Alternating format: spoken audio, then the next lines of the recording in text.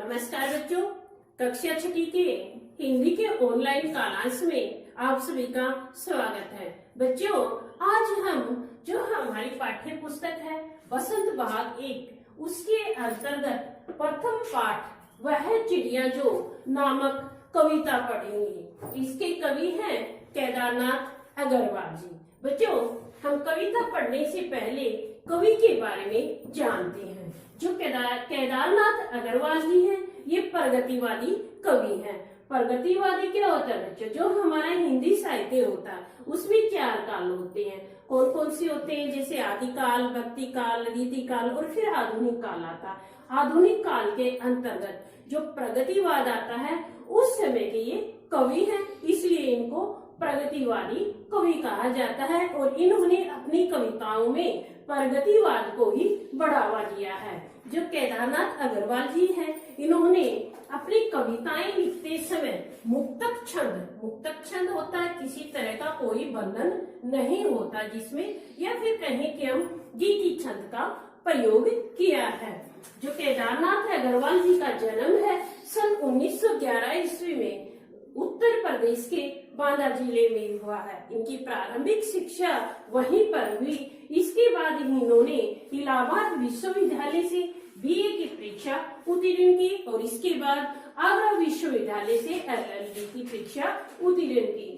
जो केदारनाथ अग्रवाल जी हैं, इन्होंने कविता लिखने की प्रेरणा अयोध्या सिंह उपाध्याय व रसाल जैसे प्रमुख कवियों से मिली है। इन्होंने काफी काव्य संग्रह किए हैं, जिनमें से प्रमुख है नींद के बादल, लोक, आलोक आदि प्रमुख हैं।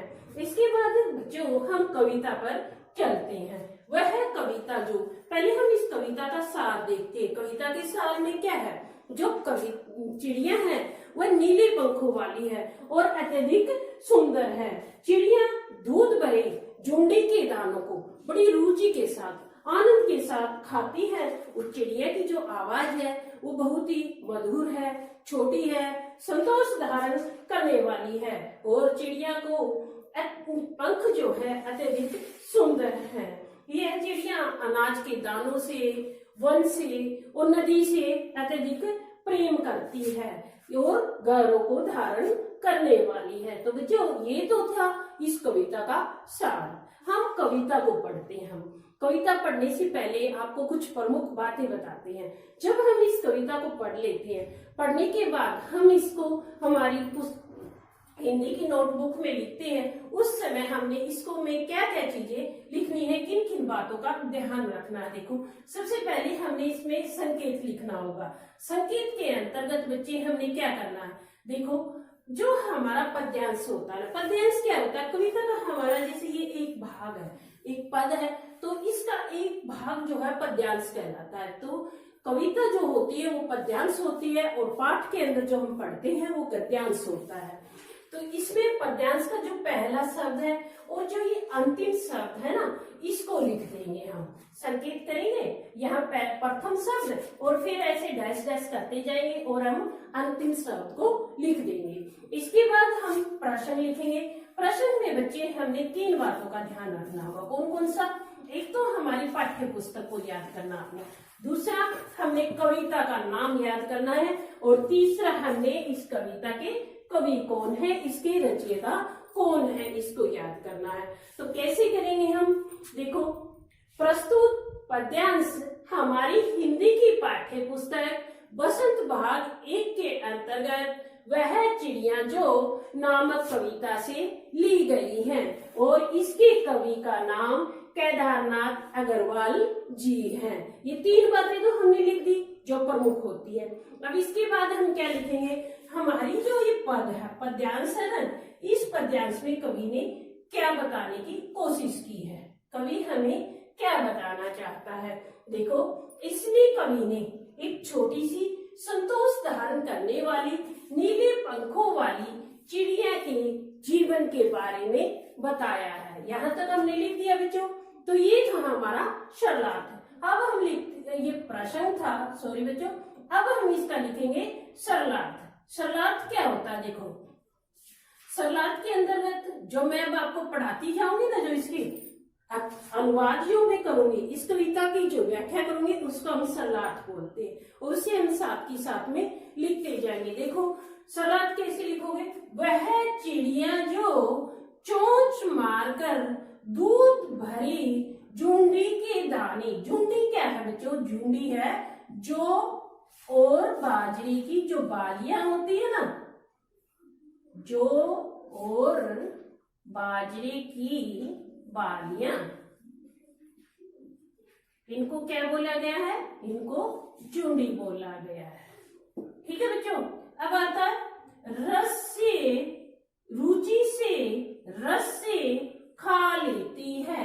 रुचि का मतलब होता है आनंद से, आनंद से, चाव से, और रस का मतलब होता है खुशी से। क्या होता है? खुशी से। ठीक है बच्चों, खा लेती है। अब इस 4 लाइन की हम हिंदी देखते हैं। देखो, कवि केदारनाथ अग्रवाल जी कहते हैं कि वह चिड़िया चोंच मारकर दूध से भरी हुई जौ और बाजरे की बालियों के दानों को अपने आनंद के साथ खुशी से खा लेती है। ठीक है बच्चों, अब आगे देखो, वह छोटी संतोषी चिड़िया, संतोषी होता है संतोष रखने वाली। क्या होता है? संतोष धारण करने वाली। वह जो चिड़िया है वह छोटी है परंतु संतोष रखने वाली है। नीले पंखों वाली मैं हूँ, पर चिड़िया के नीले पंख हैं और उसे मुझे अन्न से बहुत प्यार है। अन्न का अर्थ है अनाज, और चिड़िया को अनाज के दानों से बहुत प्यार है। तो देखो बच्चों, ये हमने सरलार्थ पढ़ा। एक बार इस सरलार्थ को हम दोबारा देखते हैं। देखो, कवि अग्रवाल जी कहते हैं कि वह जो चिड़िया चोंच मारकर दूध से भरे हुए जौ और बाजरे की बालियों के दानों को आनंद के साथ खुशी से खा लेती है। वह चिड़िया छोटी है, छोटी है परंतु संतोष रखने वाली है। चिड़िया के नीले पंख हैं और उसे अनाज से बहुत अधिक प्यार है। तो बच्चों, ये था हमारा पहला पद्यांश। अब हम इसका भावार्थ करेंगे। भावार्थ कैसे लिखते हैं? भावार्थ में लिखते हैं कि इसमें कवि क्या कहना चाहता है। देखो, इसमें कवि ने नीले पंखों वाली छोटी चिड़िया को अन्न के दानों से अत्यधिक प्यार है, उसके बारे में बताया गया है।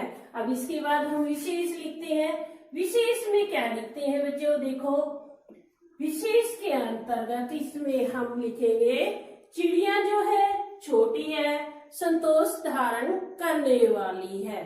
तत्सम तद्भव शब्दों का प्रयोग किया गया है और खड़ हिंदी भाषा का प्रयोग किया गया है।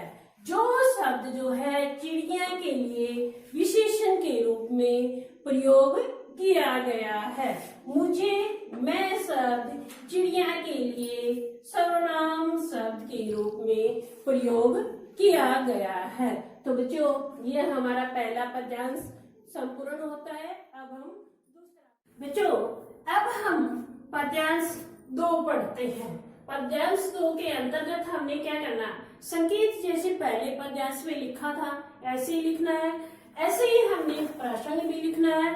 प्रश्न में हमने क्या लिखना है? इसमें छोटी मुंह बोली चिड़िया के गायन के बारे में बताया गया है। इसके बाद हम सरलार्थ पर चलते हैं बच्चों। सरलार्थ देखो, कवि केदारनाथ अग्रवाल जी कहते हैं कि वह चिड़िया मुक्त कंठ से अपने बूढ़े वन बाबा, बूढ़े वन बाबा का मतलब है वन में रहने वाले पशु और पक्षियों के लिए, वन में रहने वाले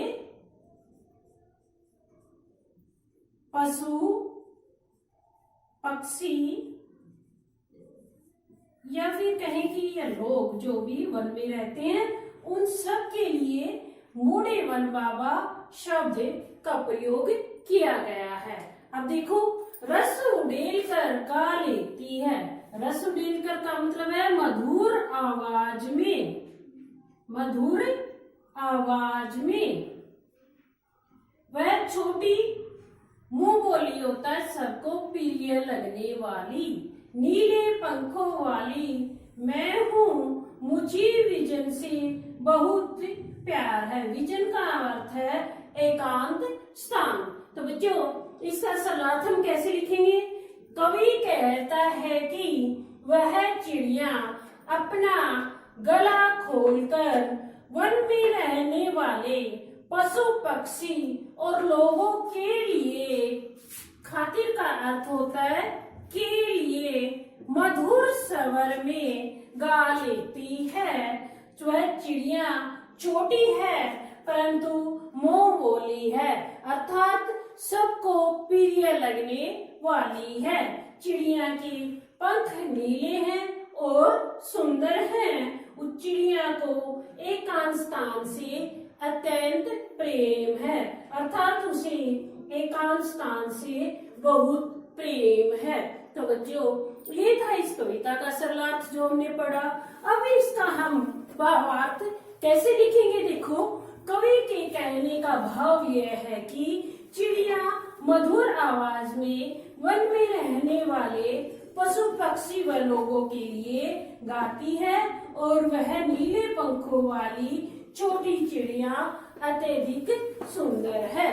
अब इसके बारे में विशेष कैसे लिखोगे बच्चों? देखो, साहित्यिक हिंदी भाषा का प्रयोग हुआ है, जो शब्द चिड़िया के विशेषण के रूप में प्रयोग किया गया है और इसमें कवि चिड़िया की विशेषताओं के बारे में भी बताया है। मैं और मुझे शब्द कविता के सर्वनाम के रूप, चिड़िया के सर्वनाम के रूप में प्रयुक्त किए गए हैं। अब बच्चों, इसके बाद हम शब्दार्थ लिखते हैं।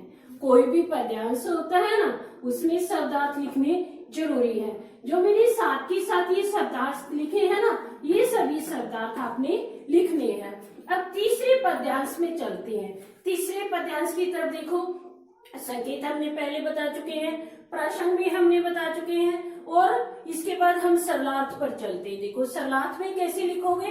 पहले सरलार्थ देखते हैं हम। कवि कहता है कि वह चिड़िया अपनी चोंच से जल से भरी हुई नदी का दिल टटोलकर का मतलब अंदर की गहराई को जान लेना। चढ़ी नदी का अर्थ क्या है बेटी? पहले इसको देखो। चढ़ी नदी का अर्थ है पानी से पूरी तरह, अर्थात जो किनारा होता है ना, किनारे तक भरी हुई जो नदी होती है उसको चढ़ी नदी बोलते हैं। दिल टटोल का मतलब है अंदर जो है नदी है ना, उसके अंदर की गहराई को जानना। वैसे अंदर की बात को जानना होता है, लेकिन यहाँ पानी की बात हुई है तो नदी कितनी गहरी है इसको जान लेना। जल का मोती ले जाती है, वह छोटी गर्विली गौरव धारण करने वाली है। गौरव, गर्विली का मतलब है गौरव रखने वाली है। नीले पंखों वाली मैं हूँ, मुझे नदी से बहुत प्रेम है। सरलार्थ कैसे लिखोगे बच्चे? सरलार्थ देखो दोबारा से। कवि कहता है कि वह चिड़िया अपनी चोंच मारकर नदी से भरी, पानी से पूरी तरह भरी हुई नदी की गहराई को नापकर उसमें से जल रूपी मोती को ले जाती है। अर्थात जो चिड़िया है वह अपनी चोंच से किनारे तक भरी हुई नदी के अंदर से उसकी गहराई को नापकर अपनी चोंच में जल रूपी मोती को ले जाती है। वह चिड़िया छोटी है लेकिन गौरव रखने वाली है। उस चिड़िया के नीले पंख हैं और उसे नदी से बहुत प्रेम है। तो बच्चों, ये था हमारा जो पद्यांश 3 है वो इसका सरलार्थ है। अब हम इसका भावार्थ लिखते हैं। बच्चों भावार्थ कैसे लिखोगे? कवि के कहने का भाव यह है कि चिड़िया ने पानी से पूरी तरह भरी हुई नदी की गहराई को जानकर उसमें से जल रूपी मोती को ले जाती है और वह गौरव को धारण करने वाली है। और इसका फिर विशेष कैसे लिखोगे बच्चों? देखो, जो शब्द चिड़िया के विशेषण के रूप में प्रयुक्त हुआ है, गर्वीली शब्द चिड़िया के लिए विशेषण के रूप में प्रयुक्त हुआ है, मैं और मुझे शब्द चिड़िया के लिए सर्वनाम के रूप में प्रयुक्त हुआ है, और इसमें साहित्यिक हिंदी भाषा का प्रयोग किया गया है। इसके साथ इसमें क्या है? तत्सम शब्दावली का प्रयोग किया गया है। फिर इसके बाद बच्चे हम क्या लिखेंगे? इसके शब्दार्थ लिखेंगे। शब्दार्थ में कौन कौन से लिखोगे? चढ़ी नदी, पानी से पूरी तरह भरी हुई नदी, दिल टटोलकर अंदर की गहराई को नापकर, मोती जल रूपी मोती, गर्वीली गौरव रखने वाली, नीले पंखों वाली नीले पंख हैं जिसके, और नदी होती है प्यार प्रेम है। तो बच्चों ये हमने वह चिड़िया जो नामक कविता पढ़ ली, इसके शब्दार्थ भी पढ़े, इसके सरलार्थ भी पढ़ लिए हैं, जो आपने लिखने भी है और याद भी करने हैं। थैंक यू बच्चों।